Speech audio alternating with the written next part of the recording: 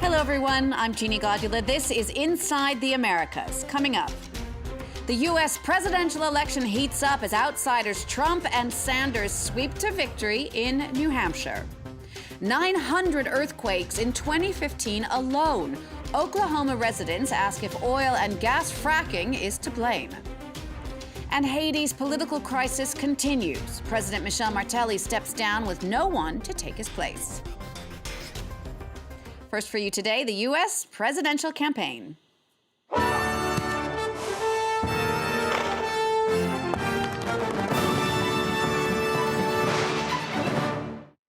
Well, this week saw what many swore would never happen, a first big political win for billionaire businessman Donald Trump. He finished in New Hampshire far ahead of the pack, beating out his next rival, Ohio Governor John Kasich, by more than 50,000 votes. For the Democrats, it was a big win for another outsider, Bernie Sanders. He brought in close to 60% of the vote against 40% for Hillary Clinton. Haxie Myers-Belkin has more. The Vermont senator who's got a former Secretary of State on the back foot. Bernie Sanders, who's promising nothing short of a political revolution, has won the Democratic nomination in New Hampshire by a landslide. What happened here in New Hampshire in terms of an enthusiastic and aroused electorate, people who came out in large numbers, that is what will happen all over this country. Key to the appeal of the 74-year-old self-declared democratic socialist, Sanders' insistence that Barack Obama hasn't done enough to fight social disadvantage. He's also outspoken over how presidential candidates fund their campaigns and has criticized his rival Hillary Clinton for taking hundreds of thousands of dollars in speaking fees from financial firms. Clinton, until recently considered the clear Democratic frontrunner, now finds herself on the defensive. You're not going to find anybody more committed to aggressive campaign finance reform than me.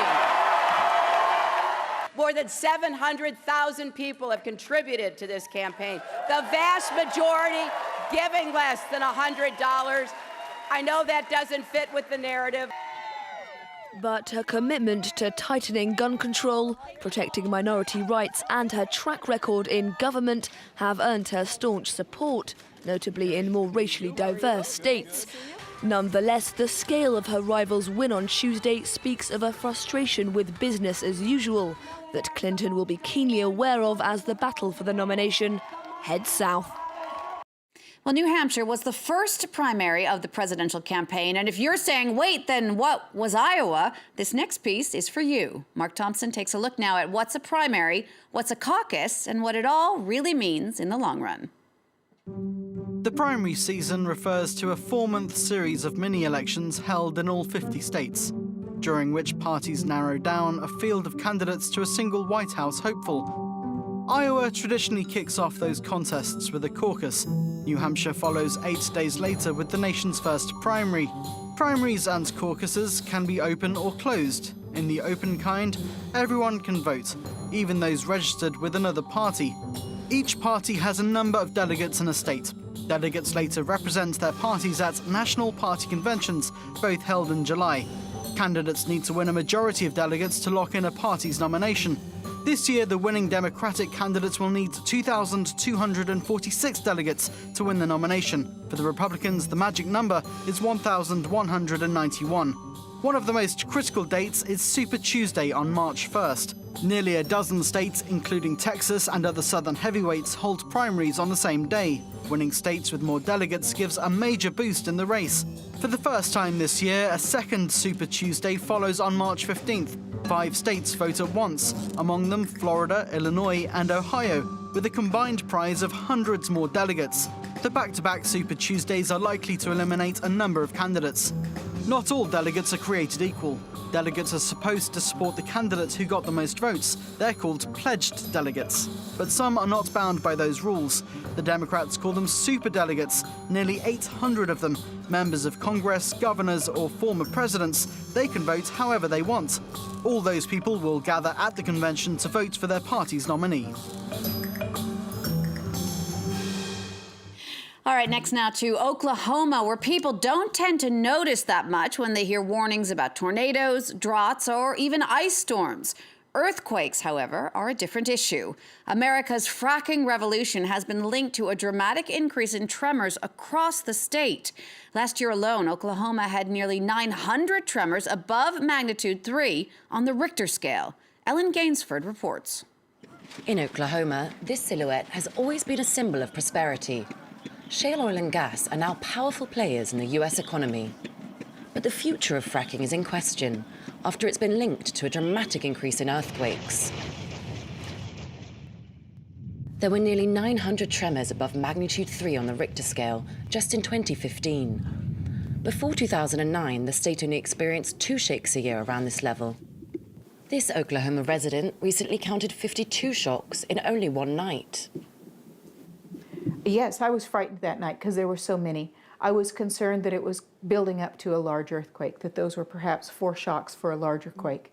Having it constant, and you couldn't sleep all night long. For this seismologist, there's no doubt that earthquakes are caused by fracking. In the good old days, the state would have to analyze about 3 per year maybe and try to figure out where they're at and what size they are, and now they're doing 3 per day. It is an exponential increase in earthquakes. Shale gas production produces a huge amount of wastewater, more than 200 million barrels a month just in Oklahoma. This water is pumped deep into the ground, and if it finds its way into fault lines, can lead to earthquakes. Faced with this evidence, the state of Oklahoma is considering closing certain fields. But the gas industry is hitting back with one argument: the economy depends on them. If we were to say we're not going to inject any more salt water, it would be devastating to the state. For the state alone in direct taxes, it would be over $1.5 billion. So you can see how close these wells get to homes. They can be within 125 feet. According to activists, residents have little power against the energy companies. That's the most alarming thing. You can't really beat oil and gas. I've been trying. You can't. It's their powers are too strong, and the state was truly built to protect oil and gas.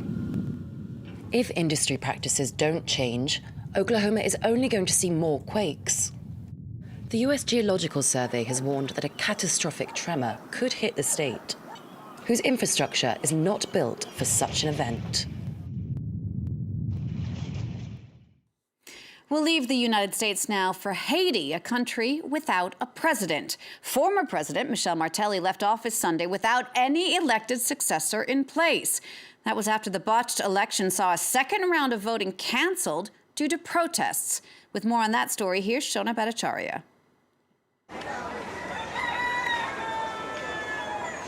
Port-au-Prince looks calm from afar. With President Michel Martelly's departure, protesters are placated for now. But the country remains in political turmoil.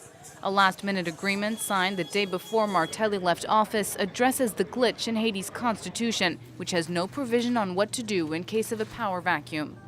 Starting February 6th, the National Assembly has 5 days to elect an interim president.